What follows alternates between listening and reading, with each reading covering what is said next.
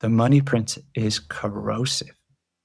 It destroys everything. If the government can increase the number of dollars in existence with the click of a button, they've devalued that dollar you just worked for. And the natural consequence of all of these things is the money goes down in purchasing power forever. Bitcoin is the perfection of money. It is, gold was inefficient energy money. Bitcoin is perfect energy money. It's the apex evolution of money. And you can do it at almost zero cost. Bitcoin is the way we separate money and state. It's the way we reinstate human rights for everyone around the world. It's about the individual.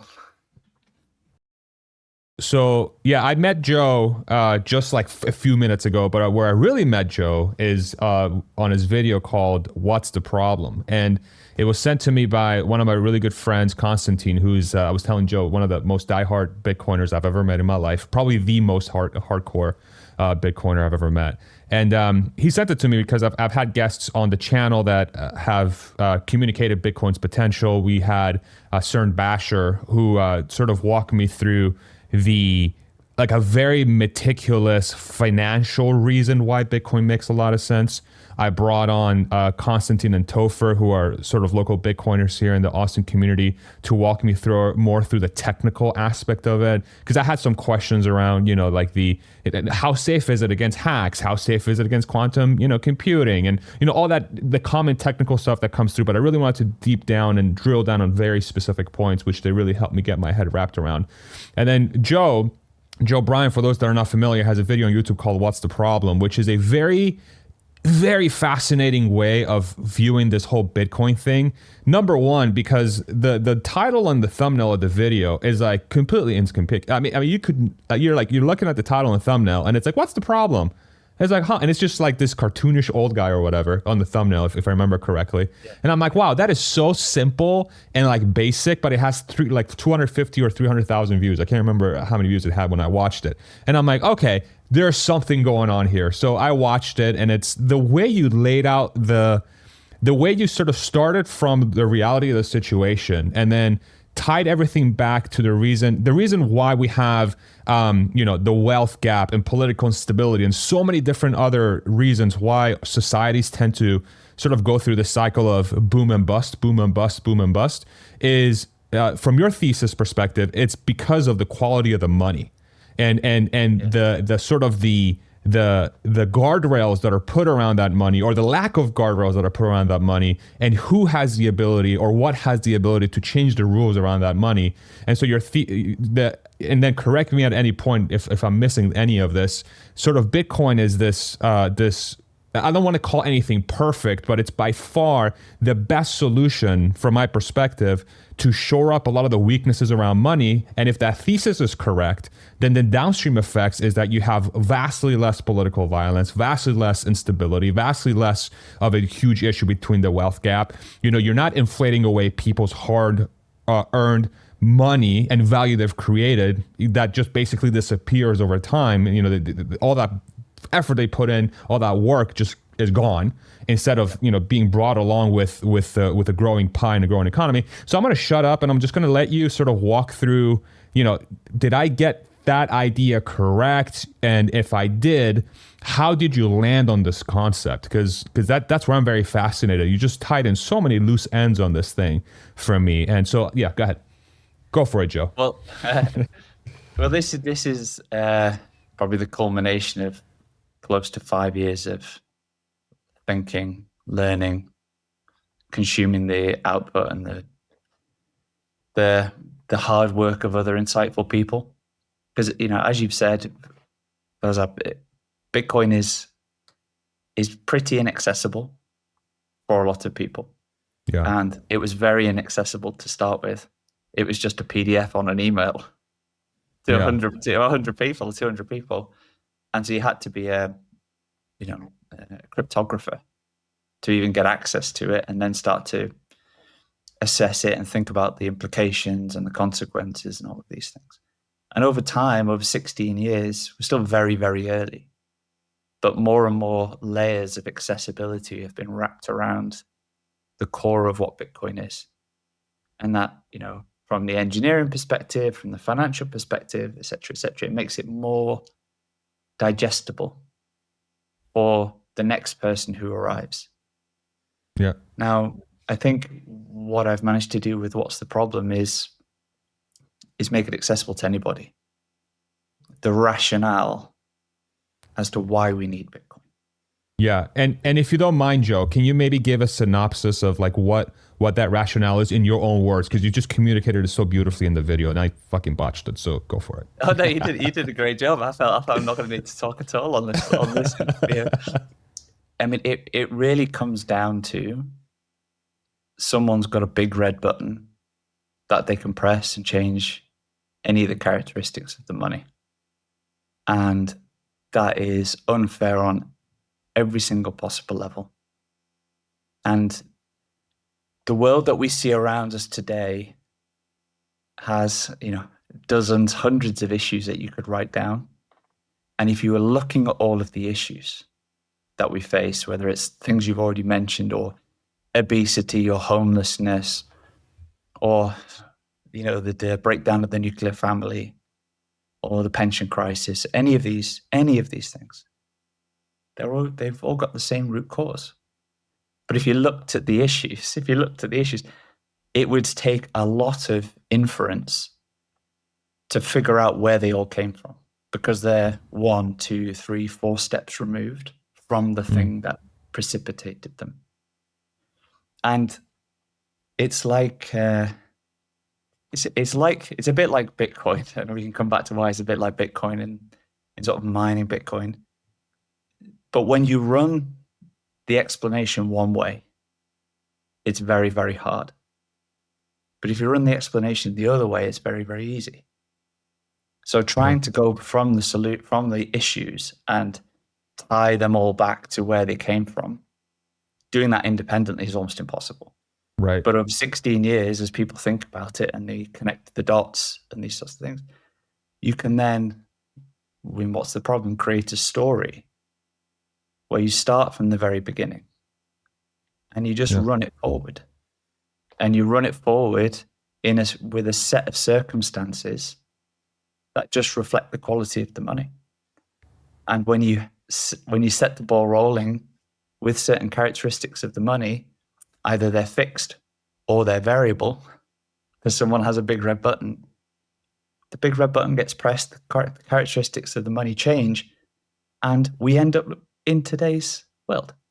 Yeah. And you can see from first principles thinking, very small steps all along the way, with no giant leaps. It's all human logic, how we end up with all the issues that we have today. And it's all because of the money. The money is broken.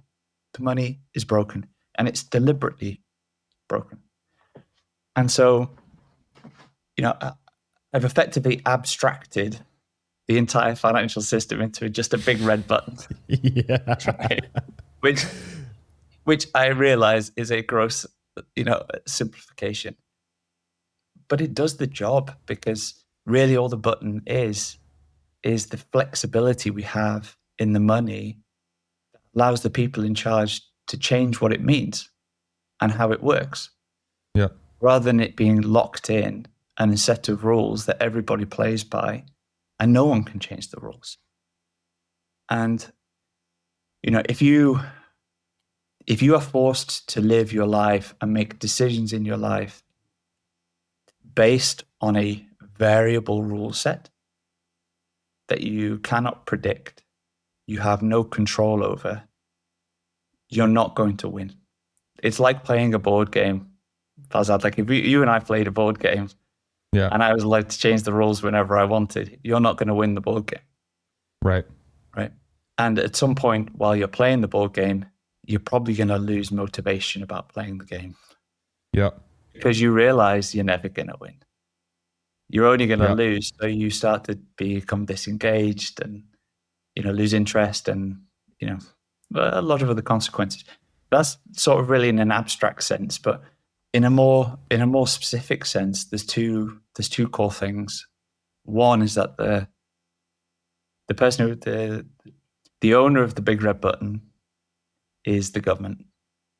And I use the government, but bracket central bank. They are one and the same. They're nominally independent, but they're appointed by the government, can be changed by the government, have their mandate changed by the government. So they're not really independent. Yep.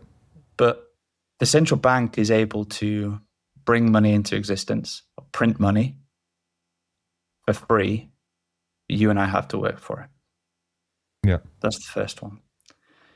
And the second one is that the money is not censorship resistant. So the money itself can change meaning, and we don't own the money we think we own. And so maybe if we talk about both of those separately, yeah, because they are the two major shortcomings in the money we use. Yeah. So if you'd like me just to dig into please do. Into the first one. Please do. Yeah. And so if someone can print money for free, but you have to work for it, that is theft of your life. Because you go and do a day's work today and you get paid X amount of dollars. You've expended your time, energy, economic ingenuity in whatever it is, right? You've added value to somebody else and they have rewarded you with dollars. Now those dollars have a certain purchasing power today.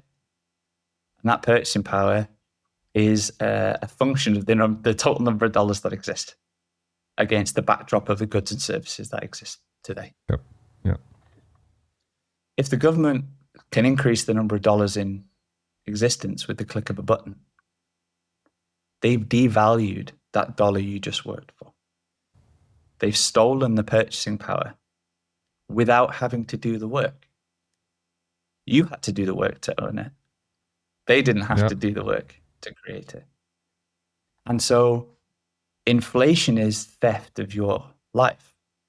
Yep. In the very simplest terms. You have to work longer because somebody's printing it for free. Can we put that in? So I'm going to go ahead and, if you don't mind, Joe, I'm going to put that in layman's terms so that the audience can follow along with that specific point, because we just had a huge thing that happened not even 5 years ago, the whole COVID thing, right? And we'll use that as an example in the US. So you saw, if you're a common person, if you're just a regular anybody really, you're going to the grocery store, you're going to buy something. It used to be $1. Then COVID happened, and a couple of years later, that same exact thing was like $1.30, $1.40, whatever it was. Why did that happen?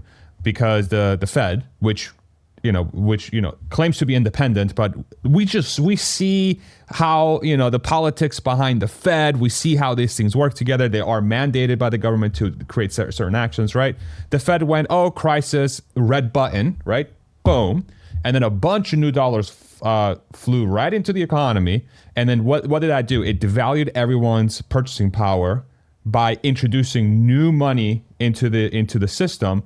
But by default, what that does, it doesn't just give everybody the ability to buy more stuff. Everyone's dollar becomes less because the total money supply grew, but the total value of the economy is the same. I guess that's like a maybe incorrect way of thinking about it, but I'm just trying to communicate like very, very plainly that action forced people to have to work harder for the same grocery thing they were buying.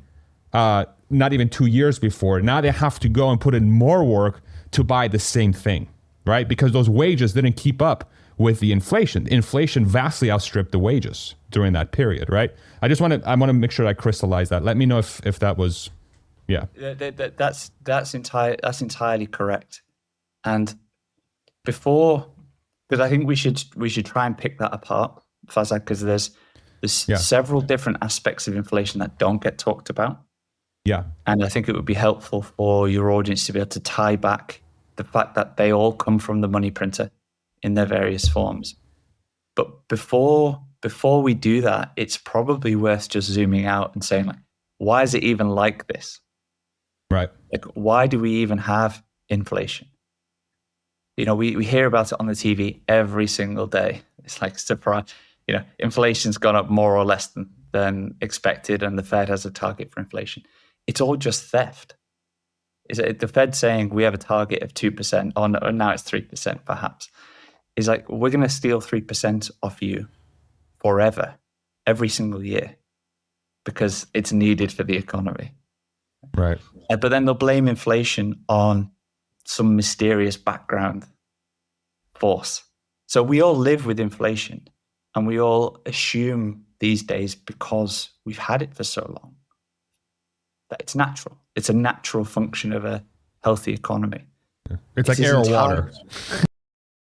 Thank you to the sponsor of this podcast, Rebellionaire. Now, we know a lot of you are Tesla fans, and especially Tesla investors. And if you have more than $1 million of Tesla stock, Rebellionaire could be the perfect fit for you. Rebellionaire is an investment firm that helps Tesla investors reach their financial goals. They do this by helping you plan for your future, and they also institute strategies like trimming and adding, covered calls, etc. So if you're somebody who believes that Tesla has long-term potential, these kinds of strategies could maximize the number of shares you have by the time Tesla reaches those goals. And the guys at Rebellionaire do this by doing so much research on the Tesla story, and they do a lot of novel research as well. Things like doing cross-country full self-driving trips to really gauge and truly understand the capability of that specific software. They've done really novel research around the energy side of the business and other parts of the business as well. And so instead of dealing with a typical investment firm that may give you the cold shoulder by viewing your investment as too risky, the guys at Rebellionaire will help you reach your goals while fully understanding the Tesla story. And so if you're a Tesla investor and you have more than $1 million of shares, and you're interested in finding out more about Rebellionaire, I have a link for you in the description in the comment section below.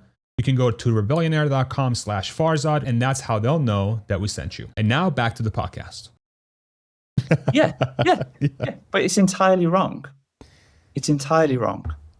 And you can show this in 60 seconds that inflation shouldn't exist. Right. And I'll go back to the video and encourage people to watch the video after this. But if you imagine you have a money that nobody can create for free, nobody can create extra, and you have a free market where people can compete with one another. And on the island, there's a bunch of survivors of a shipwreck get washed up on an island. When they first land there, they don't have anything, so they're trying to survive. Right, so you're doing some fishing for some food, you're cutting down some trees for some firewood and building materials, and you're building your own shelter. You don't really have any excess, despite you've got this perfect money. You're just about surviving. Whereas, you're probably better at fishing, and I'm better at cutting down the trees. So you spend all your time fishing, I'll cut down the trees. We can produce twice the amount in half the time, and now we have excess. And I'm pretty bad at fishing, so I hope you must be terrible. Yeah, I'm absolutely awesome. Okay. We'd be starving. Yeah. But you can see, by specializing, you can increase the quantity you can produce, reduce the amount of time you're spending, and the net impact of that is to reduce prices. Yep. Because just the natural law of demand and supply. You've reduced prices, and you're better at it. So the output quality goes up, right? And we're not the only people doing it. There's lots of people fishing, lots of people cutting down trees, lots of people building shelters, and everyone's competing. Yeah. And everybody else, you can't build a house out of fish. You can't start a fire out of fish. You've got to trade with me. And so when you buy firewood or you buy building materials, you're making that decision based on a combination of price and quality. I want the best quality at the lowest price. Yeah. So what does it do? It drives competition. People invest more of their free time in trying to improve their processes, drive higher quality outcomes, drive prices lower. So when you have a free market, the natural human action, when you have sound money, perfect money, is that prices go down and quality goes up. And that happens forever, because there's no point at which you become free of competition, become free of innovation, because we're human beings. We're constantly striving, creating more specialization. So the natural state of the world, when you have good money and free markets, is that prices go down every year and the quality goes up. Now that within 60 seconds, it's a mind-blowing statement, right? Right. Yeah. So I just want to hone in on that, right? Because that is such that if you look at it from a first principles perspective and you walk through that example, right? So like, can we try and play devil's advocate here? Okay, for me to play a devil's advocate on this is to say that what we assume of human nature is not actually human nature, right? That would be one of my pushbacks. It's like, okay, so humans don't always want to innovate. Humans don't always want to work harder. Humans don't always want to make things better. Humans, at some point, maybe they don't want to be competitive. They reach a certain level of happiness and like, okay, we're all good, right? And so at some point, we're going to reach an equilibrium of the human desire, and then the concept about things will always get cheaper and better sort of crumbles. So what's your response to that? Well, I think that's fanciful. That's fanciful. I mean, human nature is to want to drive a better life for yourself, to have purpose in life and motivation, and to compete. But this is innate. It may not be innate in every single human being. And I think there's probably there'll be people you'll know who are you would consider to be relentlessly productive people. Yeah. And for them, working is not working. Working is their passion. It's their hobby. It's their drive. It's where they get the motivation from. And there'll be people who are happy to let everyone else do it and get stuff for free. You have a spectrum of the human condition. But the reality is, you drive improvements of your life through your actions and competition. And so everything is a competition, especially when you feel that, and there'll be men and women listening, but men and women are very different. As a father, you feel responsibility to provide for your family and to make their lives better than you had. And that's a innate biological thing, I would guess. And so if the argument that we have inflation now is that everybody's given up, everyone's happy with their lot, I don't really buy it. I don't really buy it. And maybe we reach some sort of utopia where that is the case, but I just don't see it, because it's biological. It's the biological evolution playing out in our human action. And if you as an individual chose to stop being competitive, to raise your prices or deliver a lower quality product, that may work for a short period of time. But in a free market, you're going to lose. Yep. Your customers will churn. Someone will recognize that you're making too much profit, and they'll come and compete with you. And this is why capitalism is the greatest force for good in the world. This is like the most moral system. The most moral system is you driving a competitive outcome for the benefit of everybody else. Everyone works in their own self-interest, and it benefits everybody because it raises the standard of living for everyone. And so, when you've got sound money and prices, as long as we have deflation, from the higher quality, which is what happens. What happens naturally. Naturally, as you can see, right? As you can see, sometimes prices go up if something becomes in demand or there's a shortage of something. But free markets resolve this. If prices go up and the profit margin grows, it attracts. It's a price signal to all the entrepreneurs, the active capital, to come and compete for it and compete it away. And this just happens forever. And so capitalism drives an increase in the quality of life for everybody, even if they're unproductive. Right. But if you think about the unproductive person who has some savings, even if they're a meager amount of savings, in a free market with perfect money and prices are falling, that buys more next year than it does this year. You're not forced to spend it before it melts.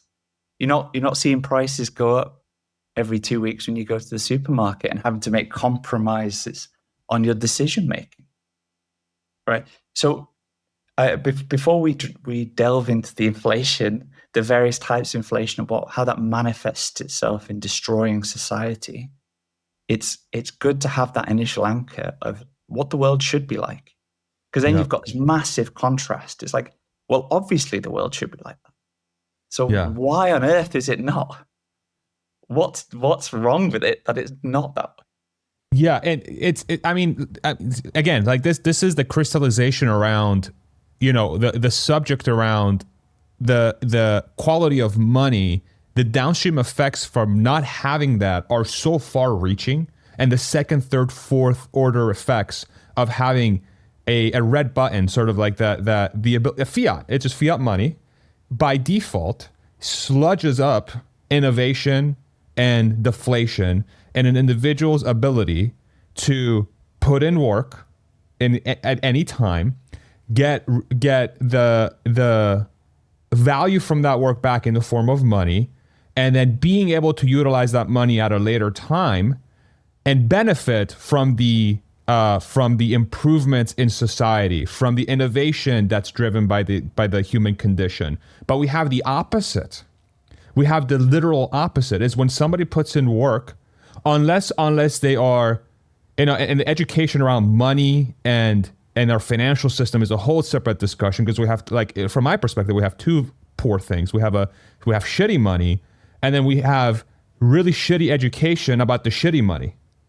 Right? So people don't even know how to use the shitty money properly, right? Because once you become an investor, you realize, holy shit, if I don't take my dollars and I put it into something that's going to outpace the inflation that we're going to get from the devaluation of money, I'm really going to get fucked, right? And so that's why one becomes an investor. That's why things like Robinhood are so popular. That's why the younger generations are like, what the fuck's going on? I'm going to start trading and try to, buy Bitcoin and stuff, right? Because now there's an awakening to this force of sludging up the human condition, and people are trying to guard themselves from it. But the default should be that people by default should just benefit from the actions of humanity, making humanity better.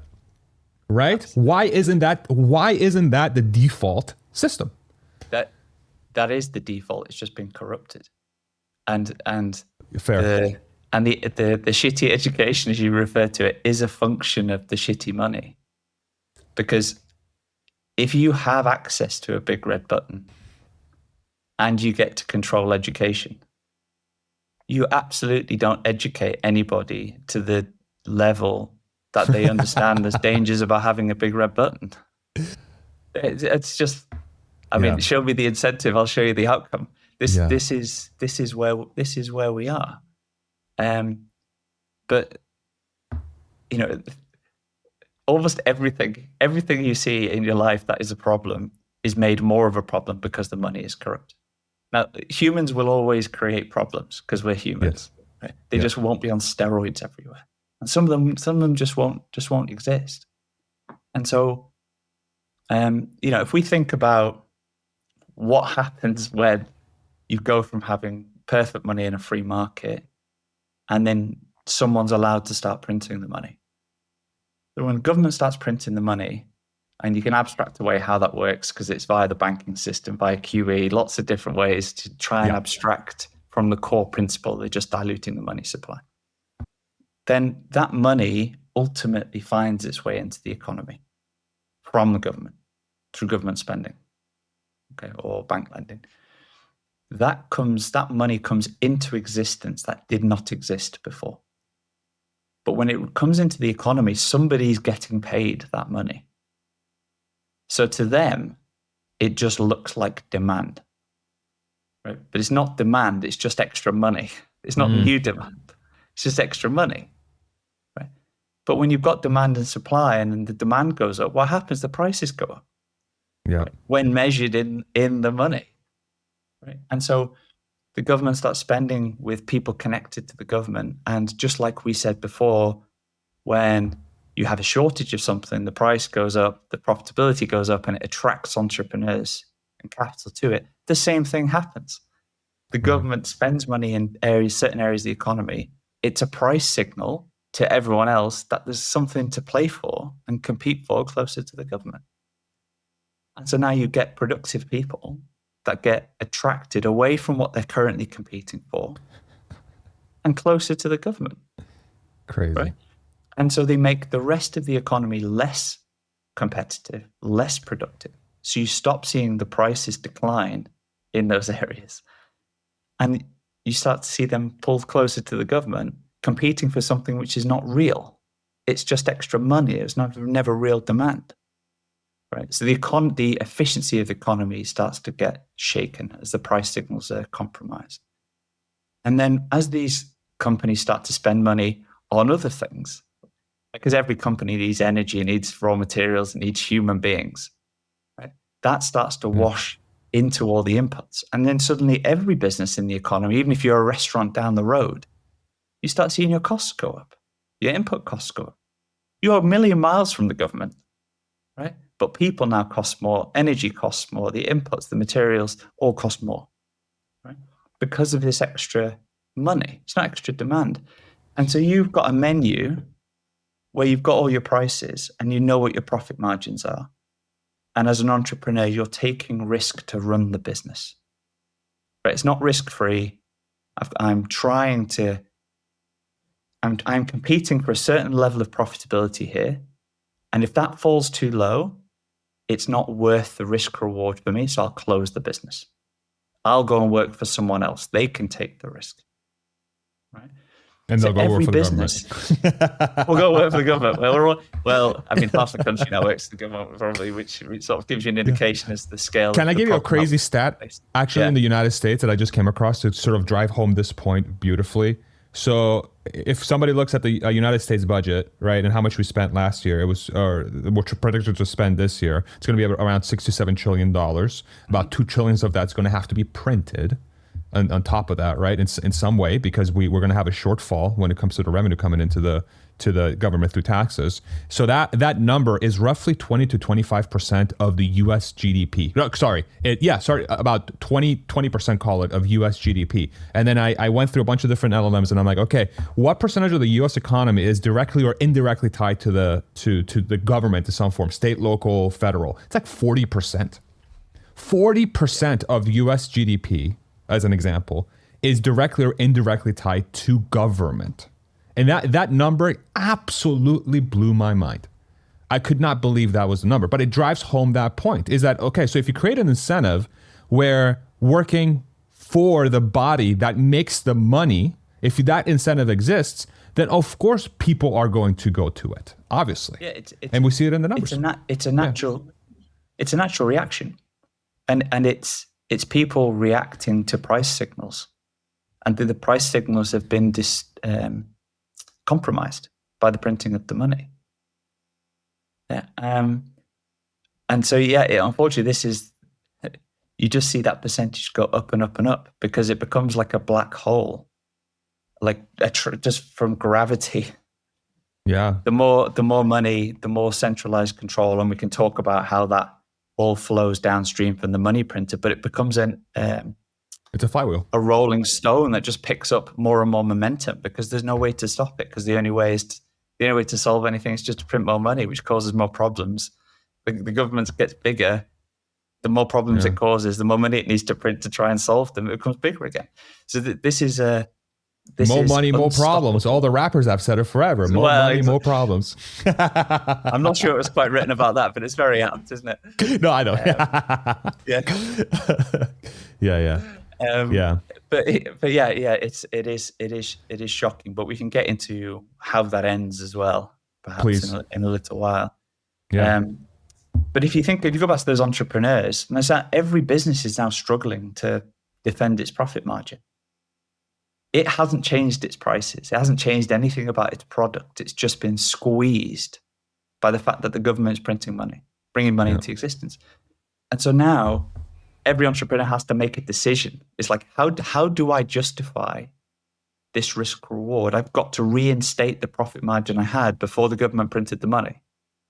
Right? It's not entrepreneurs being greedy. It's entrepreneurs just trying to get back to where they were. Yep. Right. And so they have to make some changes to their product or service to reinstate it. So the easiest thing is just pass the price increase on. So if you think about for you listeners, think about like a manufactured product, for example. Be like, I'll keep it the same quality, same size. I'll just pass on the price increase straight to the customer. So now it's 10% more expensive than it was. Product's exactly the same. 10% inflation. Okay. That's what people think about when they talk about inflation. Price has gone up. That's one aspect. The second one is to say, well, you take the restaurant. Oh, no, let's keep with the productionized goods. I'll keep the price the same because I don't want the customer thinking I put the price up. I'll just make it 10% smaller. The quality is still the same. It's now 10% smaller. That's shrinkflation. which we sometimes see, sometimes we don't see, because sometimes they might do it at the same time as redesigning the packaging or the shape or something like that. And so you're like, I'm sure this used to be a little bit bigger, but because so much has changed, you're not really sure.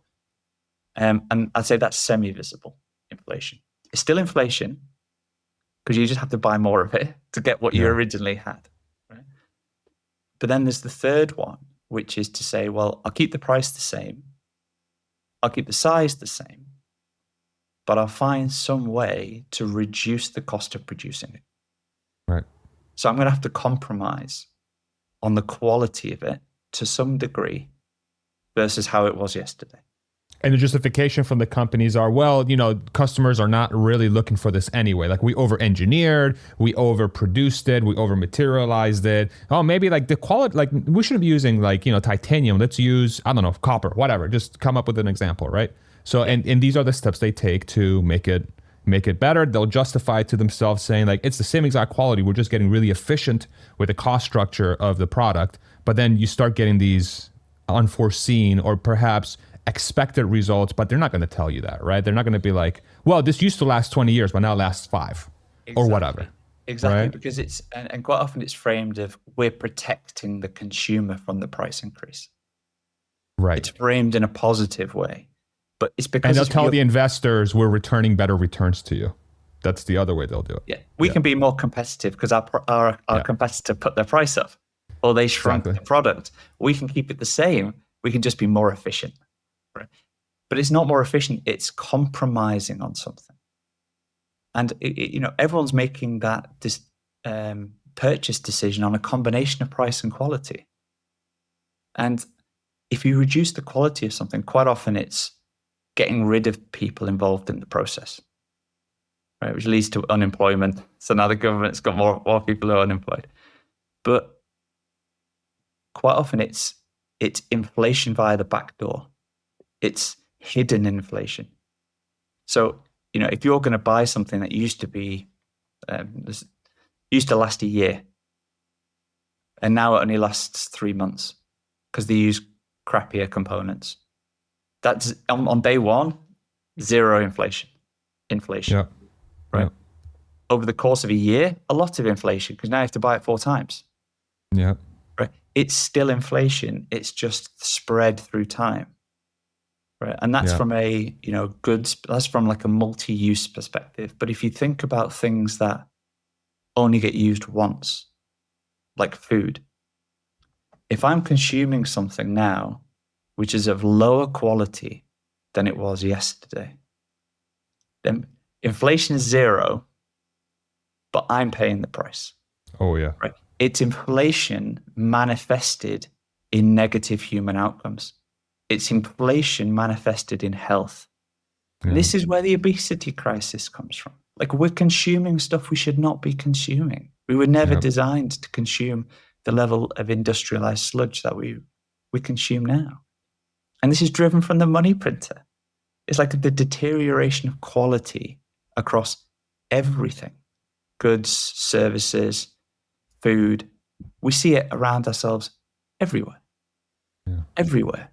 It's a race to the bottom, but it manifests itself as hidden inflation through negative outcomes for human beings.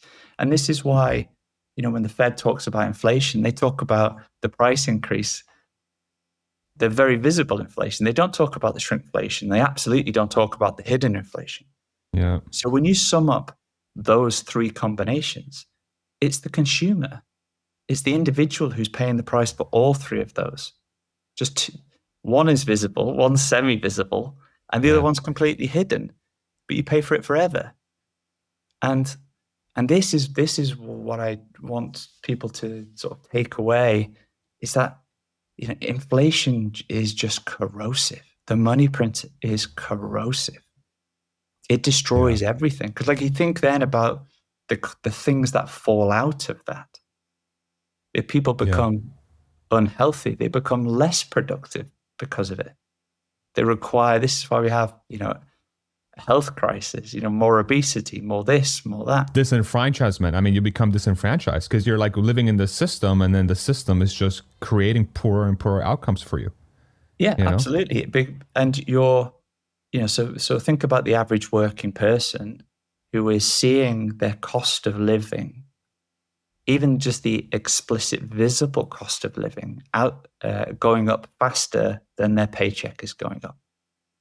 Every time they go, it's costing them more and more, so they're having to make compromises because they don't have unlimited amounts of money. So they are being forced to make lower quality purchases. They're being forced down this quality spectrum. Yeah. Which, so they get less for their money and they get to pay the price forever when they go home and consume it as well. And at the same time, so the third aspect of the money printing, we've talked about the price signals getting distorted. We have consumer inflation, and this is the only source of consumer inflation is printing money because we know prices should be going down. Yeah. Right? But the third is that asset prices go up. So if you own a house, you own the stock market, that just goes up. It just goes up over a long period of time. It might have some volatility. It just goes up. But it goes up not because it's become more productive. It's gone up because you've printed more money. Yeah. Right? It's like if you play Monopoly, right? Oh yeah. Yeah. Okay. So imagine you've got a game of Monopoly and all the houses are sold on the board, right? And there's a certain amount of money in the game. One of the players is the banker, right? And the banker can take money out the box. Yeah. He counts the amount of money on the table, and he takes exactly the same amount of money out the box and puts it next to his pile on the edge of the table. What price do the houses now change hands at if someone wants to buy it? Right. Well, at least twice the price before he took the money out the box. Right. So the house prices go up, the stock market goes up just because there's more money in the system. Right? They're not become more valuable. And so if you own the assets, you are probably, for the most part, still losing because the rate at which the money is being printed outstrips the rate at which the assets are going up when you take into account maintenance cost and then the taxes. Because whenever you sell it, you've made a gain and you get taxed on the gain.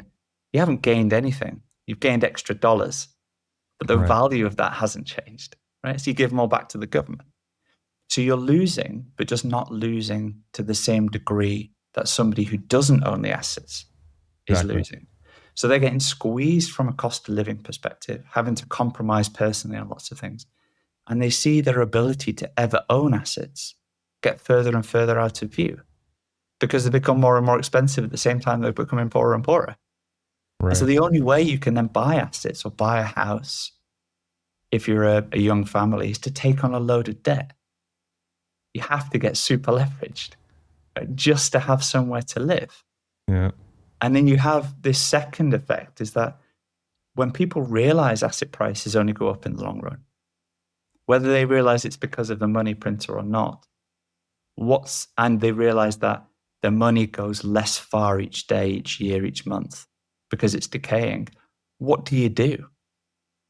You realize you can't keep money in the bank because it's melting.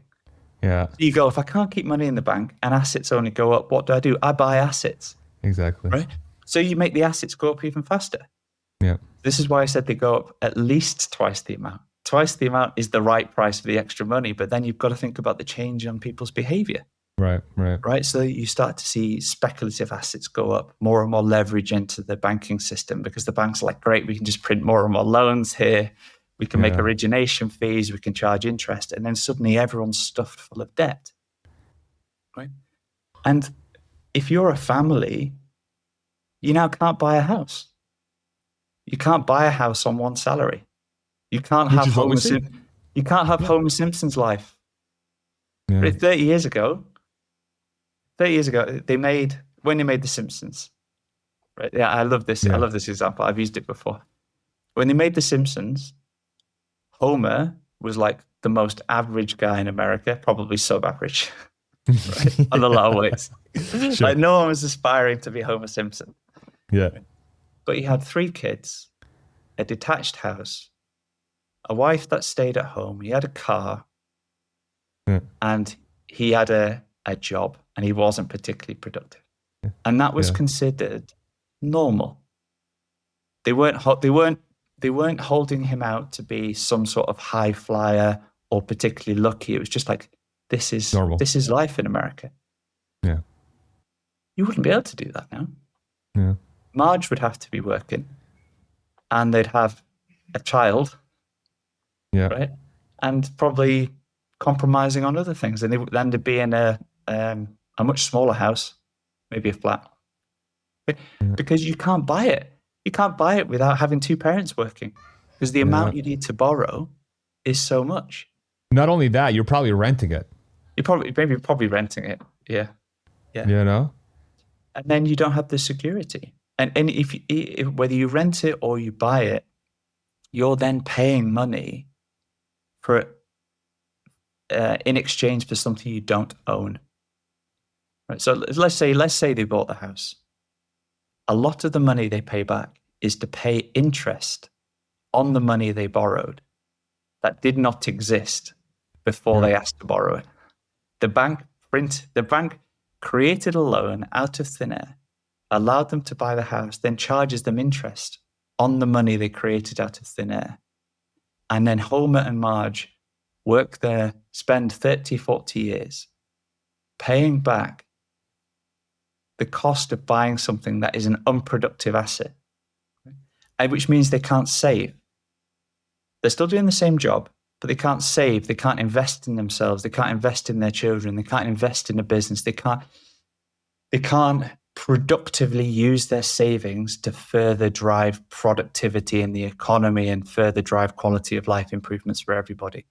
Yeah. And so it undermines everything. It turns people into serfs, effectively. You are working to live in a house and have food on the table. But you have to compromise as well, because they can't afford 3 kids anymore. They can afford 1. Yeah. Because Marge would have to take time off work to have the child. Didn't want to spend time with the children. If you wanted to put the child in childcare because you had to work to pay for the mortgage, that would be equally expensive. So you just have fewer children. And this is the economic challenge that people are having. It's like how just having a normal life now is impossible. We have fewer children as a result. Yeah, and that's, I mean, you see that propagated in so many different ways, right? Because like not being able, like you can, okay, if you can't feel like you can live, just like you are put on this earth, doesn't matter your background, doesn't matter your like economic background, your cultural background, it doesn't matter. If you don't feel like you can live, you're not going to be happy. And if you're not going to be happy, you're going to see all these metrics that are going to show downward trajectories, right? You're going to see more anxiety and depression. You're going to see more obesity. We're going to see more disillusionment. We're going to see more political violence. We're going to see more violence. We're going to see more isolation and people feeling like they can't get ahead in life. You're going to feel like newer generations can't feel like they can get ahead of the older generations, right? You have all these downstream effects of people just feeling unhappy. And that's one of the like underlying factors. And in our society, not being able to live is one of the best ways for people to feel unhappy, right? It's just, you just feel like you can't live. You can't live. You feel trapped. Yeah. You feel trapped. You can't have the lives of your parents. You can't do the things that matter to you as a human being. Right. Which is raising a family, investing in the future, having a long-term outlook. Yeah. You can't have a long-term outlook because you don't even know if you're renting, whether you're even going to be able to afford the same place in a year's time. It's like, how can you plan? How can you put down roots? And if you're thinking about, if you're experiencing contraction in your living experience, and you see your ability to buy assets in the future to be able to allow you to put down roots and foundations to have a family, if you think that's never going to happen, you just change. You stop sacrificing. You stop saving, because what's the point? What's the point? If I put money in the bank, it melts. I'm never going to be able to save enough to buy the house. without taking out monstrous debt, being shackled to that forever. And my wife will have to as well, and we'll never be able to have kids anyway. So what's the point? I'm gonna go on holiday. I'm gonna enjoy myself. Like, so your investment in the future, your investment in society, that's so profound, starts to crumble. And this is why we see a lack of interest in the younger generations in, having a family, sacrificing for the long term is much more short term. Is why we have fewer children. It's why the demographics are rolling over in all the Western economies. It's because we've just print money. We print money and it destroys everything. Yeah. It's so crazy, right? So like the reason why we're here is because we print money. Before the podcast, I feel like most of the audience would hear that statement and be like, Joe and Farzad are crazy.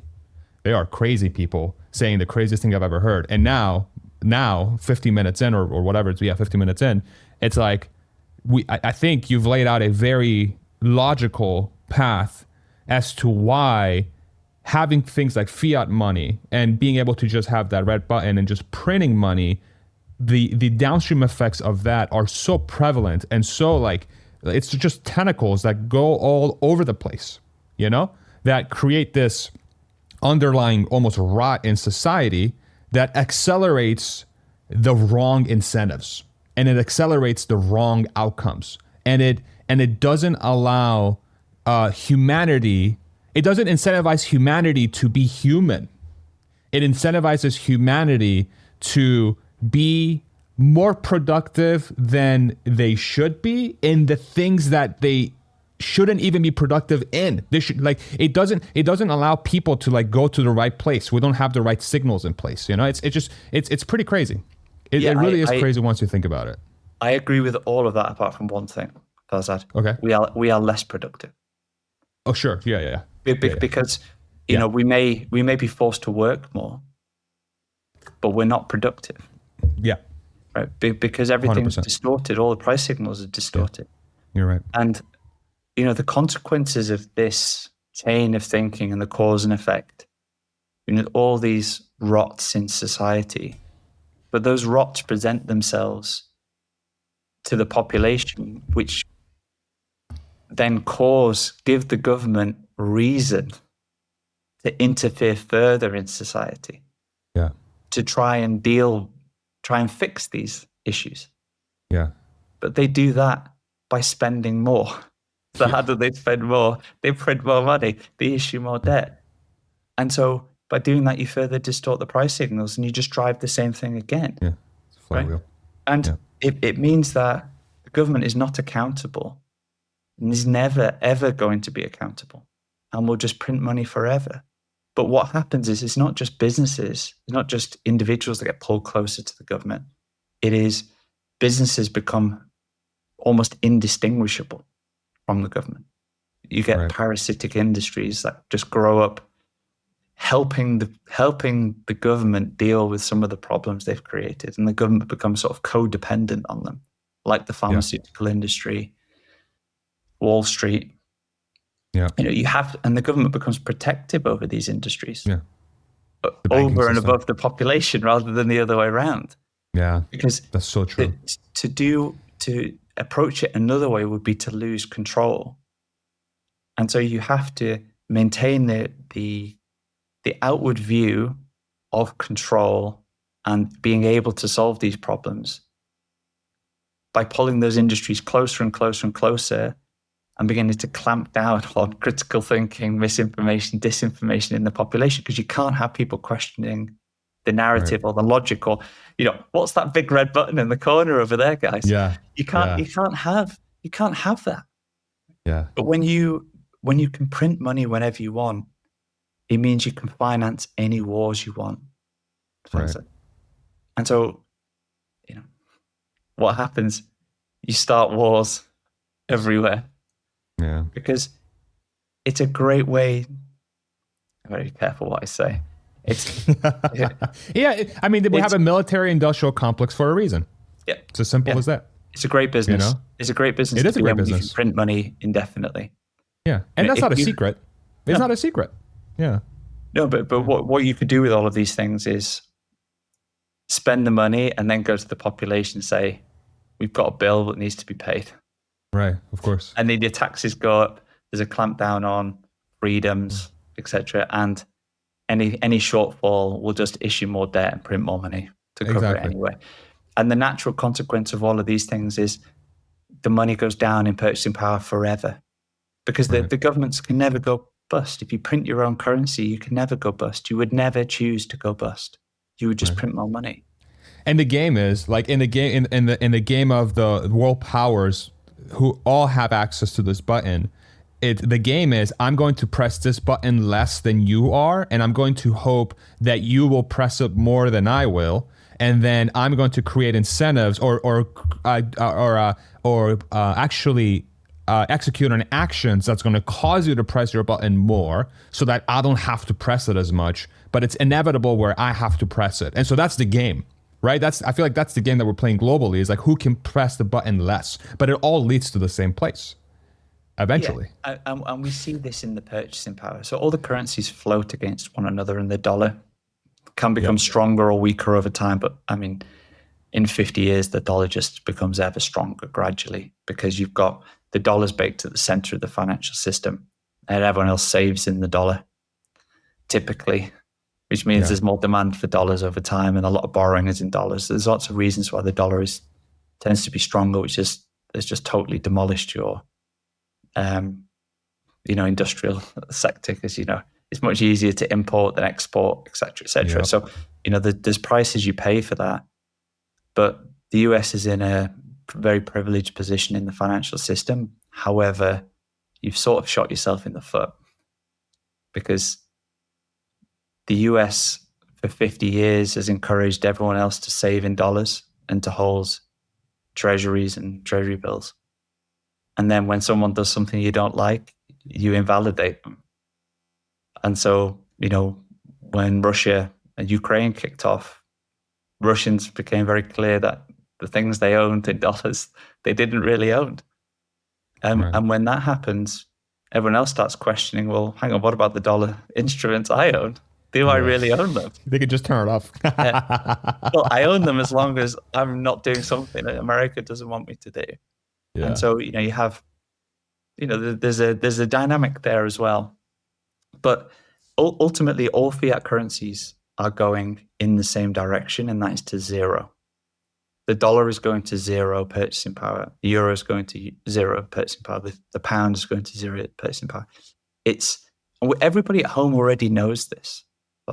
Like, you'd think that would be a controversial statement, but like, if I gave you money now and I said, put it in the bank for 10 years, put it in the bank for 100 years, it would buy nothing. That's why people used to put their money under their mattress, right? That's like a whole saying here. It's like, hey, put your money under the mattress. That was like 100, how many generations ago or whatever. And now people are like, oh yeah, no, don't do that. It's going to be worthless. You got to buy something. You got to, you got to buy stock. You got to buy a house. You got to do this. You got to do that. Like, and that's crazy, right? It's like the work you put in goes away. The value you brought to the civilization just disappears. It's gone, like a fart. It's just gone. I mean, unlike a fart, it's hopefully it's being stolen. I'm not sure that anyone would want to steal that.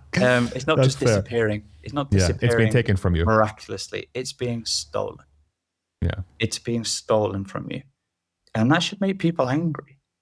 But everyone already knows. They know deep down, whether they've really thought about it and articulated it or not. But they know, because they see it all the time. They know they can't save. And why can't they save? It's because the money's broken. So imagine a world where the money wasn't broken. Imagine you could go and do a day's work, and tomorrow and next year and in 10 years' time, it retains the work that you put into it to allow you to redeploy that in exchange for something you wanted at that point in time. Think about how that would change your decision-making. You could have confidence in the future. You could plan for the future. What would that mean about your spending? You would be apply much greater level of critical thinking around your spending decisions. Would you make better or worse decisions? You'd make much better decisions, because you wouldn't have the time pressure. You'd be thinking about the opportunity cost if I don't spend this today, I'm not foregoing anything. Yeah. Or prices are going down. It will buy more in a year's time than it does today because the productivity of society is accruing to the money, so it benefits us all. Yeah. So I'll now spend on the things that I actually do need to spend on. And I'll invest in the things that I think are going to drive a real productive return over and above the return I'll get when the money just becomes more valuable through productivity gains. That is the stable foundation for a society to prosper long term. Yeah. And you just think about the compounding effect of that.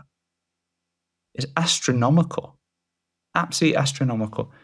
And what that does then, if you have a money that's not melting, you don't buy houses. You don't speculate on the stock market. Because if the money is going up in value, you don't need to.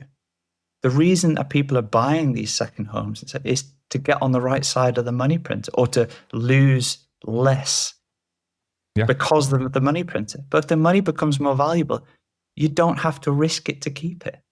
Right. You just keep it. So house prices start to come down to normal levels again, like they were 50, 60 years ago. And so now the families don't have to leverage themselves to the eyeballs to buy a house. And you can buy a house on one salary again, and you can have 3 kids, and the wife can stay at home and raise the family if you choose to do so. Right. This is how we restore America. This is how we restore the West, is by separating money and state.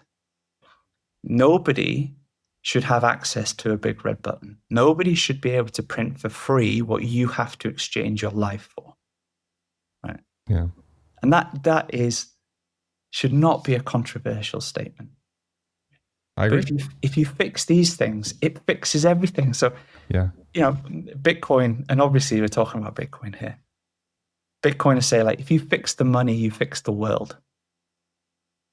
Right? And we've just talked about why the world is the way it is. It's because the money's broken. So if you fix the money, you fix the world. Right? You defund the military-industrial complex. Think about all the positive aspects that come from this. The greater level of individual rights, the greater level of alignment that every individual will feel with society on the long term because of this. It just fixes everything. Yeah. It fixes everything. And there has never been a point in history where we have had the opportunity to actually separate money and state, because the technology has never existed. We've had periods in the past where we've been on a gold standard. I mean, very unlikely many of your listeners, and certainly neither you or I remember that time, but that ended in 1971. But before 1971, if you were a foreign central bank, it didn't apply to the individuals. That was repealed earlier on. Yeah. But you could exchange your dollars for gold. Right. So after the Second World War, the US became the center of the financial system and said, we're gonna peg dollars to gold, and everyone else can peg to the dollar. So you can hold treasuries, we'll hold the gold. But whenever you want to get the gold back, just give us the dollars, we'll give you the gold. That's fine as long as you keep your promise. Right. But eventually the US just succumbed to the ability to print more money and prints more money. And then the French say, hang on, where are you getting all this money for the wars from? We don't trust you. Haven't printed a load of extra dollars. Can we have our gold back? Here are your dollars. And then Nixon goes, you gotta run. No, sorry. Sorry. So now we live in a fiat world, but before that it was constrained. It was constrained in some way. And it is constrained to the physical world through gold. Right? And gold was energy money.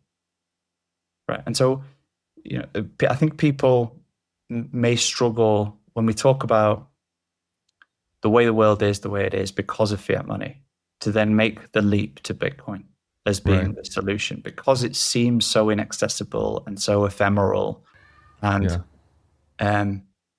It's a number on a spreadsheet, right, to a lot of people, and it's conceptually, which is hilariously, it's no different than fiat. But anyway, so but it's like this techie thing that is, it has a lot of, you have Bitcoin Core, and then you have all these forks, and then you got, Bitcoin Cash, I think it's called, and then you have all these layers on top of Bitcoin, and then, 99% of Bitcoin resources they're brilliant people, but forget bringing it down to a level where the common person can understand it, partly because the education around money, the economy, finance, et cetera, it's just so poor, especially in the United States. From my experience, very few people actually understand what money is. Like, what is money? And it's, I think there's so many factors that make Bitcoin difficult to sort of wrap your head around. But I think okay, so you said gold is energy, is it energy money? Yeah. And so we know Bitcoin. Go ahead, please. Yeah. So maybe to address that specific point, Farzad, like, a lot of people just have not really thought about what's money. Yeah. What's money? What we have is monopoly money. You can print it for free. Yeah. Like the government, if you have a license, you can print it for free. It's not bounded by any real world energy anymore. When it was convertible into gold, and everyone listening here, I'd be amazed if you had anyone listening who thought gold wasn't valuable, right? Because we all just intuitively know that gold has value. Right. But most people haven't really perhaps ever thought about why gold has value. Yeah. But gold has value because it has most of the qualities of money to a good enough degree that it became the gorilla in the room, or the way people stored their wealth. Some people will have used silver, some people use copper, beads, whatever. Eventually it gets outcompeted by gold because gold is good enough money on most characteristics. Yeah. But what does that really mean? Well, it's good enough money because it's limited in supply to a degree.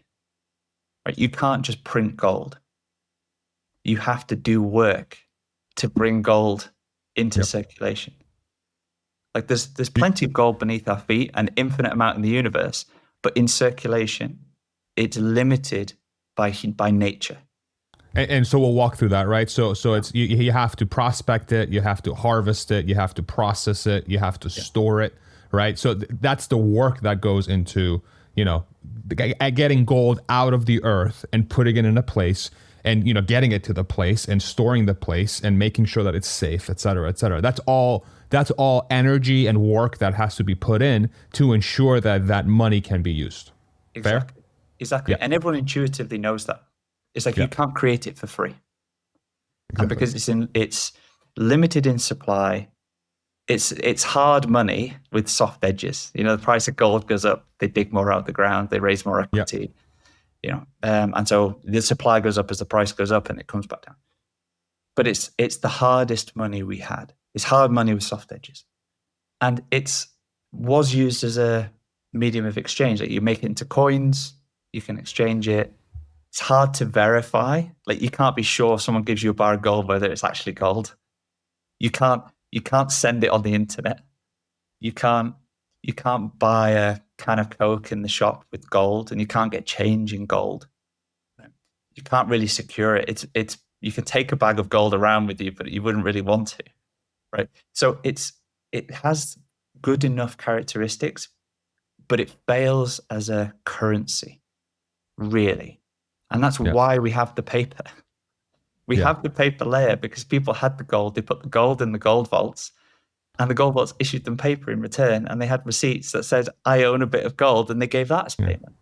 Right. And the paper was divisible in a way that's much easier to divide into very small units where you can actually transact with other humans. So if you want to buy a pen, it makes it easy to buy a pen because a coin of gold is probably going to buy you 1,000 pens or 10,000 pens. But if you just wanted to buy one pen, having that paper money that's divisible into equal parts makes it a lot easier to buy that one pen. And that's why we have the money we had, or had. Rough. Exactly. But that was just a promise to the gold underneath, and you could always get the paper, Right. go to the vault and say, give me the gold. Get the gold. But no one did, because the gold, you don't want to have to secure it. As soon as you have a certain amount, you're worried about someone breaking in, so you go and put it back in the gold vault. So it was a pain in the ass, and the risk to carry the paper and the promise was worth the pain in the ass of lugging all that shit around. Yeah. Yeah, and it just makes commerce easier, because then you just go to ledgers. Like quite often, then the phone and the telegraph get invented, and you can send money across the world. It's not money; you're just one ledger. Someone writes, "I've sent you 1,000," and over there goes, "You sent me 1,000." Like nothing actually changes, right? But that's how money started moving around. And this is where the dollar came from, where fiat, where the paper layer came from. Its currency is separated from money in the existing system. And then in 71, Nixon cut the link completely. So now we just have currency, not backed by anything. And as you say, all the governments, central banks, they print money and they steal the purchasing power of everybody because we're using monopoly money. Well, the government would say that it's backed by the full trust and the military prowess of the United States government. That's what they would say. It's enforced by the military prowess, not backed by. Fair. Right. You got it. Yeah. Use our currency or else you get invaded. Pretty much. Pretty much. Sadly. Like the US is the center of the financial system, and if you try to diverge from that or threaten that, you're gonna something bad happens. Yeah. So it's enforced. It's not backed, and certainly not as far as the population and protecting the population's value of the currency in any way. And so, if you recognize for a moment that money is those characteristics of money that made gold valuable as the money, and that gold had a shortfall on that set of characteristics, then when something comes along that on those same set of characteristics not only surpasses gold, but completes them, reaches a point where you could not possibly have anything better in those characteristics. And then that is all in the same thing. That thing is perfect money. It is, and it's Bitcoin. Bitcoin is the perfection of money. It is, gold was inefficient energy money. Bitcoin is perfect energy money. It's the apex evolution of money. It's the money and the currency in the same thing. Like if Bitcoin had been around at the same time as gold before we put the paper layer on, we'd have used Bitcoin already. It's the fact that gold fell short on those characteristics that we put the paper layer in place. Because you don't need the paper layer with Bitcoin, because it's peer-to-peer electronic cash. Rules without rulers, independent of everybody, controlled by no one, a fixed supply forever, with the remainder coming into existence via a free market process rooted in electrical energy where everybody competes globally to bring the remaining Bitcoin into existence, which secures the network to ensure it's untamperable forever. And it goes on the internet. You can send it at the speed of light anywhere in the world to anybody, receive it from anybody. Nobody can stop you. Nobody can take it off you. No one can even prove you have it or don't have it. It's perfect money. It's perfect money, and you can do it at almost zero cost. Yeah. This is technology. This is maths. This is encryption. This is human ingenuity perfecting money. Yeah. And if you think about the civilizational uplift we are going to have as the world realizes what Bitcoin is, there's the human renaissance coming across the world, but just so few people understand. And you're never going to recognize a solution unless you understand the problem. And so, if you watch What's the Problem, you'll understand what the problem is, and then you'll actually recognize the solution. Bitcoin is the way we separate money and state. It's the way we reinstate human rights for everyone around the world. It's about the individual. It's the individual working in their own self-interest, the benefit of everybody else. The productivity of the world accrues to humanity again and drives a quality of living increase for everybody across the world. It unlocks the global free market. It's money without borders. It's money for your enemies. Yeah. It's there are very few times in civilization where something comes along that just changes everything. Yeah. And there's, I think it's helpful for people to sort of try and attach something new to a mental model they're comfortable with. So, we've talked about Bitcoin being the perfection of gold and energy money. So if you accept that gold is valuable and the reasons for it, you're going to love Bitcoin. Right? It's complex, but you're going to love Bitcoin.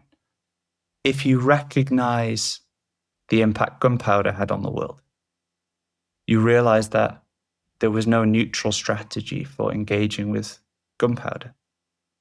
The first person who invents gunpowder invades you. Wins. Yeah. You either adopt gunpowder as well, or you lose. Right? Yeah. And then the internet comes along, and you either engage with the internet or you lose. Yeah. You lose. It's a massive asymmetrical advantage that ultimately everybody adopts, and you never go back. There's never going to be a world the without wheel, right? Yeah, exactly. Fire. You got all these things. Yeah. It's a civilizational change technology. Yeah. That is undergoing an adoption curve, and that adoption curve is, just think about it like the internet. This is 1995 in the internet, and 30 years later, the internet is largely unchanged, but it's just ubiquitous. Yeah. You wouldn't have thought in 1995 that in 30 years' time, everyone will be on the internet. Like, what's even crazier, it was impossible Joe, to get on the internet. It took forever. It was what's even crazier is that if you really think about the internet example, because I think the internet example is such a good, it's a good mental model for me to understand Bitcoin's long-term potential. But as I've had more conversations, it's much more closer to like fire or the wheel or gunpowder. Like it's really foundational to civilization. It's so foundational. The internet is as well. But it's like, I think using like a even older example to paint it. Anyway, the point I'm trying to make is that I forgot. Fuck, it just left my brain. Holy shit. Okay. But it's a civilizational change, and so but like any other technology, it comes in gradually. It's not like a lockstep. It's not a lockstep change, especially because it's not mandated. It's not mandated by some authority, some government. Like the US government could come in and say, we're changing the currency tomorrow. And suddenly, we're all using the euro, right? They could do that tomorrow. No thanks. Unlikely. But they could do that because it's mandated. But for a core technology, which is adopted from a ground up movement, it happens very, very gradually over time because it's inaccessible. Initially, it's only accessible to the 100 or 200 cryptographers that receive the email. And then some time goes by, they explain it to some other people in an acceptable way or accessible way. And so over time, you make the surface area of adoption bigger and bigger and bigger. But that's just from an education perspective. Right. Forget that it's not very consumer friendly. It's like the internet in the 90s. It was really hard to get online. You didn't have the iPhone, the iPad. You didn't have Wi-Fi. You didn't have all of these things that make getting on the internet super easy and remove all the barriers for everyone. Whereas now it's just so obvious that everyone's connected and almost everything is connected to the internet. The internet itself hasn't really changed. I remember the point I was going to make. Yeah. The internet piece, right? Even then, even 30 years after the invention of the internet, there's still 3 billion people on the planet that don't have it. Even then. There you go. And so it's not even at full adoption now, but that took 30 years to get there. Yeah. And the internet was invented in 60s. And so to think about Bitcoin now after 16 years, it was just so incredibly early. It's at 1-2% of global adoption, and it's probably less than that is the incidence at which people would answer correctly, why do we need Bitcoin? The Yeah. answer to why we need Bitcoin is we separate money and state. Right? Yeah. Much less than 1% of people in the world would give you that answer when asked that question because they don't understand. They don't understand the problem, and therefore they don't Right. understand the solution. And the accessibility for both is low. But over time, we improve all of these things. We make it more accessible. We make it more UX friendly. We improve the UX around these things. And eventually it gets to 70% of the world's population in 30 or 40 years' time. But that is the secular trend that we are just embarking upon. So when people look at Bitcoin, they think, oh, I've missed it. I've missed it. You haven't missed it. You haven't missed it. It's like saying I missed the internet in 1995. Yeah. And so, there is encourage people to zoom out. And if like I do, I see a future where Bitcoin is the money of the world. And I think ultimately the path there is there'll be a point in the future where there's really only two currencies, and these currency money interchangeably. One is Bitcoin and one is the dollar. Yeah. And then eventually it'll just be Bitcoin because the dollar will be backed by Bitcoin because it's the only way. Bitcoin is the only way governments get out of the insolvency that they're in. And then we're all on Bitcoin.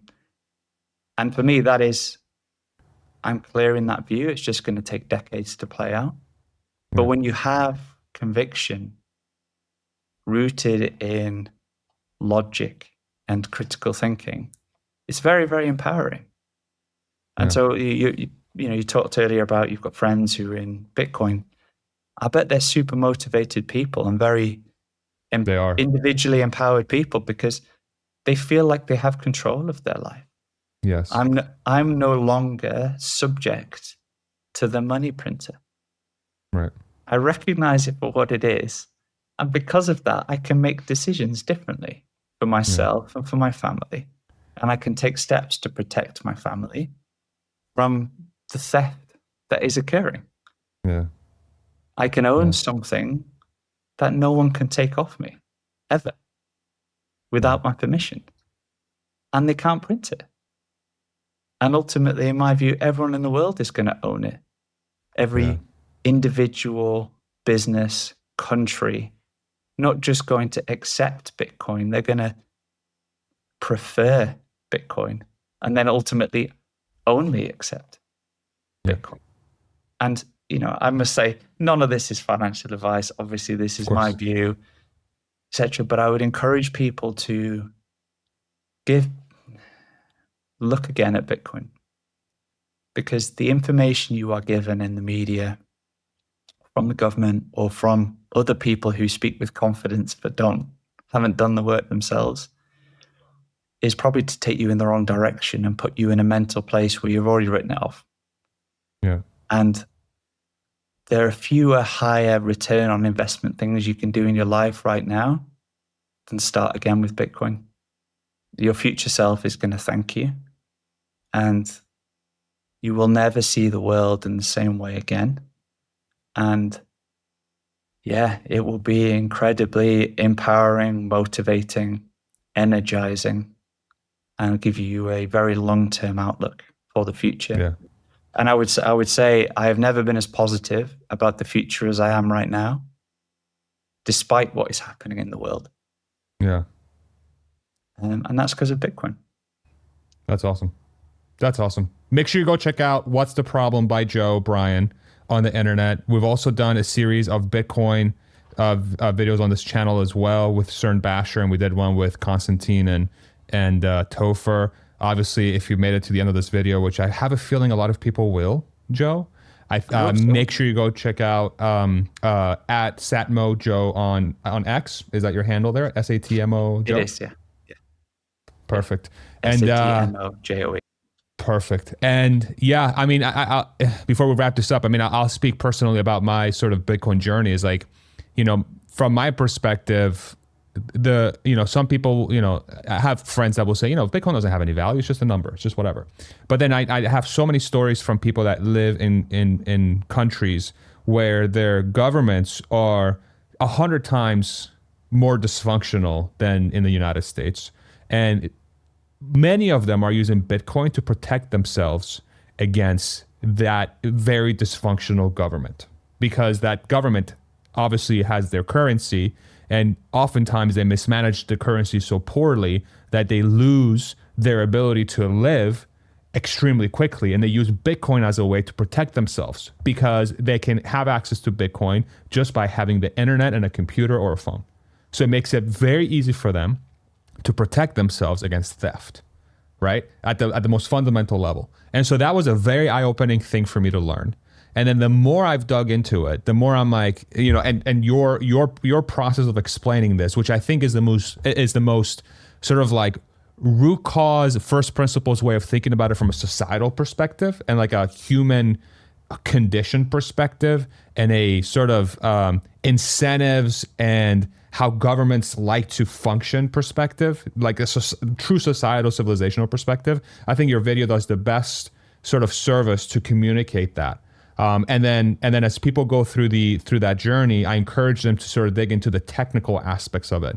And because there's so much literature out there that will, I think, help people understand a lot of their concerns. But at the same time, I encourage everybody to never stop doing that research and never stop challenging the thesis of Bitcoin, because I think what it's done for me, it's one of those very rare things that I've studied that it's like, man, it's really hard to find a thing that goes against it. It's just it has an answer for basically everything, even in the sort of the quantum computing sort of question that gets raised from a technical perspective. It's like, well, you know, when we have a computer that can solve for the cryptography, right, then everyone's wallets are gone. And so it's like, okay, if that world exists where anybody can steal anything, Bitcoin is going to be the least of your worries. You're going to have, Wells Fargo is going to have to worry way before Bitcoin. You know, all these giant corporations and banks and firms, all those guys are way screwed before Bitcoin gets impacted. So even in that world, and then of course the opposing answer to that is like, well, you can use that same exact layer to protect yourself against that thing. So you can build that into Bitcoin. Bitcoin can absorb that as well. So the technical aspect of it is also, there's a solution for that. Anyway, this is all to say, thank you very much for coming on, Joe. This was a very enlightening conversation for me. This Bitcoin thing is just always, all these light bulbs go off. And any last words for the audience? Well, I would say thank you for having me on. I'd also say, don't trust me at all. You know, don't trust anyone. Yeah. Don't trust anyone. Do your own research. Do your own learning. Encourage everybody to watch What's the Problem. And then when you've watched What's the Problem, you can just go to what'stheproblem.org. And there's some additional videos there which explain some of these other things. Easy first step videos on the technology or on the societal impacts or on the human rights support that it provides people around the world, and commerce and all of these things. Bitcoin is a multi-headed hydra. You won't be interested in every aspect, but there's bound to be one that you are to get started. And yeah, I would just encourage everybody to start afresh. Thank you, Joe. All right. Thank you.